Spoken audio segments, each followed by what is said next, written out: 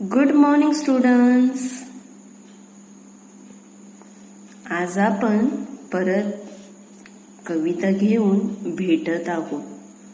Okay, पान क्रमांक 43, page number 43. कवितेचं नाव आहे ससा आणि मासा. तर आपण अगोदरच्या लेक्चरमध्ये काय शिकले होते? अगोदरच्या लेक्चरमध्ये आपण काय केलं होतं? कोण मला सांगेल? अगोदरच्या लेक्चरमध्ये आपण काय केलं होतं?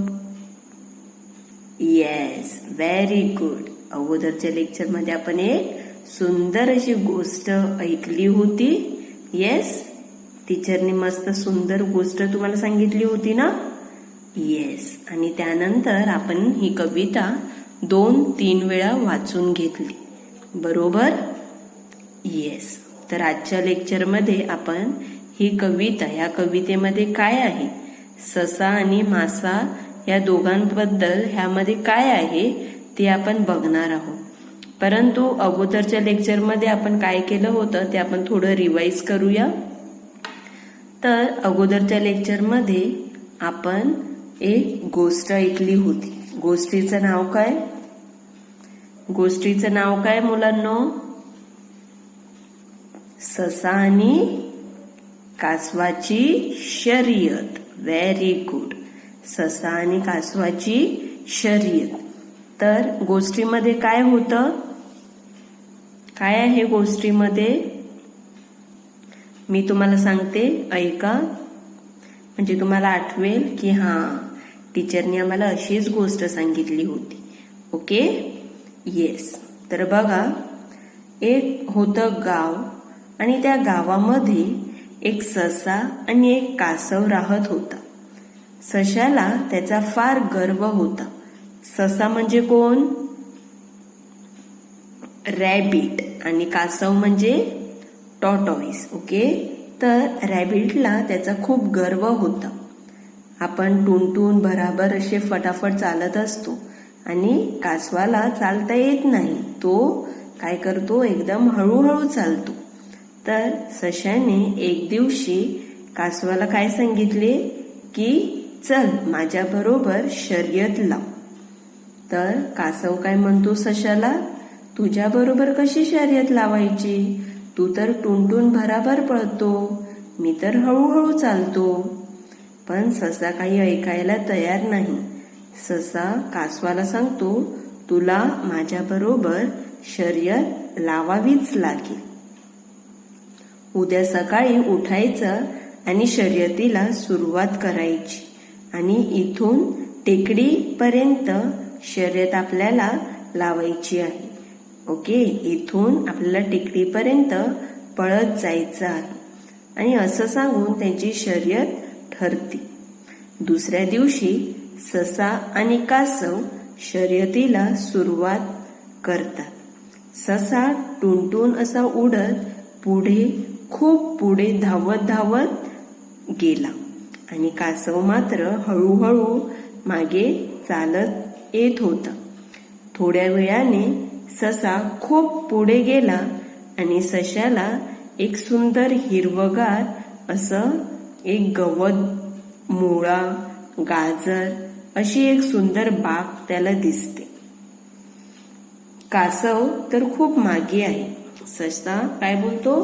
कासव तर खूप मागे आहे. आपण थोडं इकडचं गवत खाऊ, थोडे गाजर खाऊ, थोडे मुळे खाऊ आणि मग आपण पळत जाऊ, कारण की आपणच जिंकणार आहेत. कासव तर काही जिंकणार नाही, हळूहळू तो चालतो ना, तर कासव जिंकणार शक्य नाही. तर मग ससा गवत, गाजर, मुळा हे सर्व खायला लागतो आणि ते खाल्ल्यानंतर सशाला झोप येते आणि ससा झोपून जातो.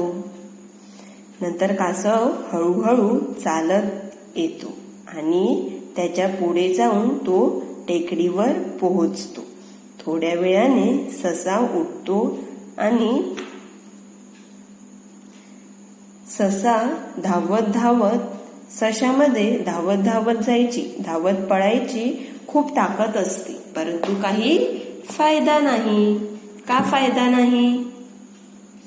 येस, कारण ऑलरेडी कासव टेकडीवर पोहोचला होता. येस, कासव ऑलरेडी टेकडीवर पोहोचला होता आणि कासव शर्यत जिंकला. तर गोष्टीचं तात्पर्य काय आहे? आपल्याकडे जे काही आहे त्यामध्ये कधीच समाधान मानायचं नाही. ओके, आपल्याकडे जे काही आहे त्याच्यात जास्त समाधान मानायचं नाही. कधीही कासवासारखं राहायचं, सशासारखं राहायचं नाही. ओके, आपल्याकडे जे आहे त्याचा आपण गर्व नाही ठेवायचा की त्याकडे काहीच नाहीये, माझ्याकडे तर केवढं आहे, मी असं करू शकतो, मी तसं करू शकतो. तर असं नाही. Okay, yes. तर ससा आणि कासव त्याची आपण गोष्ट बघितली. परंतु आजच्या आपल्या लेक्चरमध्ये, आपल्या कवितेमध्ये आपण ससा आणि मासा या दोघांचं आता आपण या कवितेमध्ये काय सांगितलं आहे ते आता आपण बघणार आहोत. परंतु त्या अगोदर आपण ही कविता परत एकदा वाचूया. सगळ्यांना माझ्या मागे वाचायची आहे. पेरेंट्स, लक्ष द्या, तुमची मुलं माझ्या मागे कविता वाचतात का? बोला माझ्या मागे मुलांनो. ससा आणि मासा. एक होता ससा, मिळाला त्याला मासा. त्याला टाकले गिळून, ससा गेला पळून. काटे लागले टोचायला, उड्या लागला मारायला. अडकून बसला मासा, रडायला लागला ससा.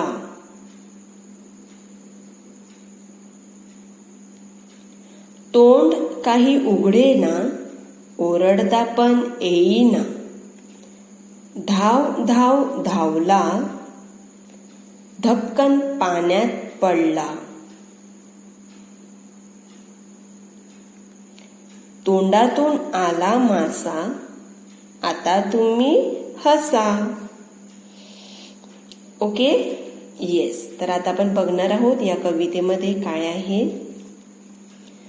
तर एक होता ससा, मिळाला त्याला मासा.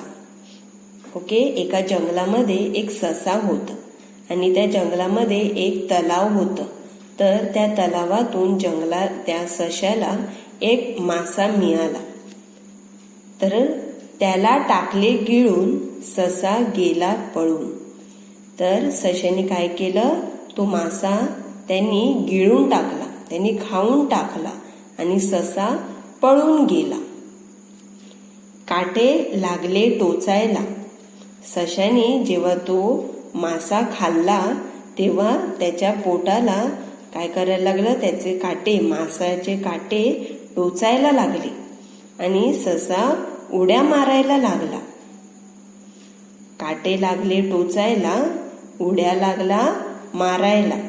सशाच्या पोटाला काटे टोचायला लागले आणि ससा उड्या मारायला लागला.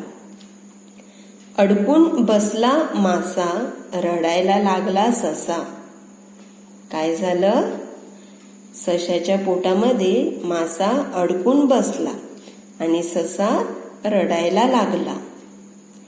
तोंड काही उघडेना, ओरडता पण येईना. काय झालं, ससा तोंड काही उघडत नाही, तोंड बंदच करून ठेवलाय. तर सशाला काही तोंड उघडता येत नाही आणि ओरडता सुद्धा येत नाही. ओके, काय झालं, एक ससा होता. ओके, आणि त्याला एक मासा मिळाला. तर सशाने त्या माशाला काय केले, गिळून टाकले, खाऊन टाकले आणि ससा पळून गेला. सशाने ते मासा खाल्ल्यानंतर त्याच्या पोटाला काटे टोचायला लागले आणि ससा उड्या मारायला लागला. जेव्हा सश्याने तो मासा खाल्ला तर तो मासा सश्याच्या पोटामध्ये अडकून बसला आणि ससा रडायला लागला. ससा काही तोंड उघडेना आणि सश्याला काही ओरडता पण येईना. धाव धाव धावला. ससा इकडे तिकडून काय करायला लागला, धावायला लागला. इकडून तिकडून धावत सुटला. धपकन पाण्यात पडला. ससा धावत असताना तो पाण्यामध्ये धपकन पडतो. तोंडातून आला मासा. जेव्हा ससा पाण्यामध्ये काय करतो, धपकन पडतो, तेव्हा त्याच्या तोंडातून मासा बाहेर येतो. आता तुम्ही हसा. येस, तोंडातून, सश्याच्या तोंडातून मासा येतो आणि आता तुम्ही हसा. कविता समजली? इझी आहे एकदम, कविता सोपी आहे. येस, कवितेमध्ये काय आहे, एक ससा होता. सश्याला काय मिळालं? ससा. हिंदी में ससा काय म्हणतात? हिंदीमध्ये सश्याला काय म्हणतात? येस, खरगोश. काय म्हणतात? खरगोश. तो एक दिन एक ससा एक खरगोश था और उसको एक फिश मिला. तो उसने, खरगोश ने वो फिश उसने क्या किया, खाके पेट में डाला और वो खरगोश भाग गया. बाद में क्या हुआ? यस, खरगोश ने जो वो फिश खाया था तो उसके जो कांटे थे वो उसके पेट में लगने लगे और वो क्या करने लगा? यस, वो जंप करने लगा. काय झालं? जेव्हा सश्याने तो मासा खाल्ला तेव्हा त्याला ते काटे पोटाला टोचायला लागले आणि तो उड्या मारायला लागला. मग सश्याच्या पोटामध्ये तो मासा अडकून बसला आणि ससा रडायला लागला. सश्याला नंतर काही तोंड उघडता येत नाही आणि काही ओरडता पण नाही येत की मला वाचवा, माझ्या पोटामध्ये मासा गेला आहे आणि त्याचे काटे टोचायला लागले आहेत, असं काही सश्याला ओरडता सुद्धा काही येत नाही. धाव धाव धावला. ससा इकडे तिकडे धावू लागला आणि तो धपकन पाण्यात जाऊन पडला. आणि जेव्हा ससा पाण्यात जाऊन पडतो तेव्हा त्याच्या तोंडातून मासा बाहेर येतो. तर कवी काय सांगत आहे? तोंडातून आला मासा, आता तुम्ही हसा. बघा, चित्रामध्ये तुम्हाला समजेल. बघा किती सुंदर असं चित्र आहे कासवाचं, सशाचं, सॉरी कशाचं चित्र आहे? ससा आणि कासव, ससा आणि मासा. ओके, तर एक होता ससा आणि सश्याला मिळाला मासा. तर ससा तो माशाला खाऊन टाकतो. जेव्हा तो ससा माशाला खाऊन टाकतो तेव्हा त्या माशाचे काटे सश्याच्या पोटाला भरतात, टोचायला लागतात आणि ससा उड्या मारायला लागतो आणि सश्याच्या पोटात मासा अडकून बसतो आणि ससा रडायला लागतो. सश्याला काही तोंड उघडता येत नाही आणि काही ओरडता सुद्धा येत नाही. मग ससा इकडे तिकडे धावायला लागतो आणि धपकन पाण्यात जाऊन पडतो. आणि जेव्हा ससा पाण्यामध्ये जाऊन पडतो तेव्हा त्याच्या तोंडातून मासा बाहेर येतो आणि आता तुम्ही हसा. येस, समजली कविता तुम्हाला? कविता समजली मुलांनो? Very good. आता मी तुम्हाला काही प्रश्न विचारते, मला उत्तरं द्यायची आहे. ओके, म्हणजे मला त्यावरून समजेल की तुम्हाला कविता समजली आहे की नाही. ओके, तर कवितेचं नाव काय आहे बरं? आपल्या आजच्या कवितेचं नाव काय आहे? येस, ससा आणि मासा. Very good. तर काय झालं, एक दिवस ससा होता आणि सशाला काय मिळालं? सशाला काय मिळालं? Very good. सशाला एक मासा मिळाला आणि सशाने काय केलं? सशाने तो मासा काय केला? येस, गिळून टाकला. सशाने काय केलं? तो मासा त्यांनी गिळून टाकला आणि ससा पळून गेला. मग काय होते? सशाच्या पोटाला काय टोचायला लागतात? सशाच्या पोटाला काय टोचायला लागतात? Very good. सशाच्या पोटाला काटे टोचायला लागतात आणि ससा इकडे तिकडे उड्या मारायला लागतो.